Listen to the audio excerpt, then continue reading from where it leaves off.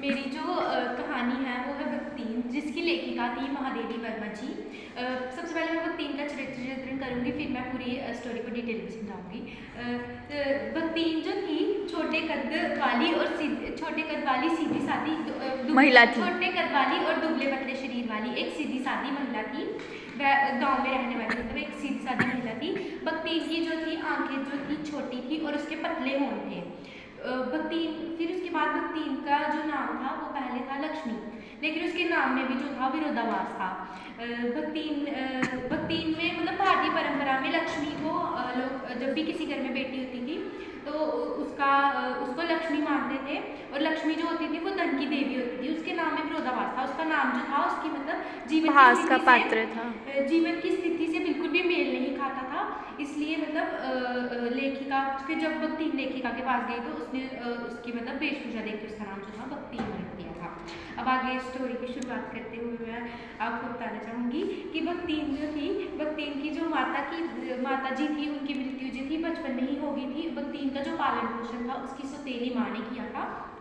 भक्तिन की छोटी सी आयु मतलब 5 वर्ष की आयु में ही जो थी उसकी शादी हो गई थी, और 9 वर्ष की आयु में गोना करा दिया गया था उसका। गोना मतलब उसको 9 वर्ष की आयु में ही ससुराल भेज दिया गया था। फिर भक्तिन का जो ससुराल था उसमें भी उसकी जेठ जेठानियाँ उससे उसकी बिल्कुल भी नहीं बनती थी। उसकी जेठ जेठानियाँ हमेशा भक्तिन के साथ दुर्व्यवहार करती थी। मतलब उसके जेठ जेठानियाँ जो थी उसके 3 बेटे थे, और भक्तिन की जो थी बेटियाँ थी। इसलिए भक्तिन की बेटियों से ही वह सारा काम करवाते थे, घर का काम करवाते थे और सारा ही खेत का काम कराते थे। और जो जेठ जेठानियों के बेटे थे वो हमेशा मौज मस्ती करते रहते थे और उनको अच्छा खाना भी मिलता था। और जो भक्तिन की बेटियाँ थी उन्हें सूखी साखी रोटी मिलती थी, उनको वही खानी पड़ती थी।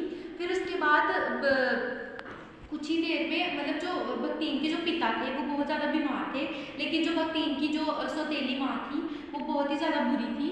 वो सोचती थी कि अगर भक्तिन को उसके पिताजी के बारे में पता चल गया कि वह बीमार है तो उसके पिताजी है वो भक्तिन के नाम सारी जायदाद कर देंगे। इसलिए उसने उसके पिताजी के बीमार होने की खबर भक्तिन तक नहीं पहुंचाई। लेकिन जब उसके पिताजी की मृत्यु हो गई तब भक्तिन को भक्तिन की जो सास ने भी थी वो भी ये बात नहीं बताई उसको कि उसके जो भक्तिन के पिताजी हैं बीमार हैं। उसने बस उससे इतना कहा कि अपने पिताजी से जाके मिलाओ। जब वो वहाँ जाती है तो वो भक्तिन के जो थे पिताजी की जो थी मृत्यु हो गई होती है। भक्तिन को इस बात के लिए बहुत ज़्यादा गुस्सा आता है। घर आके वो अपने गहने कपड़े सारे अपने पति पर फेंकती है और उस पर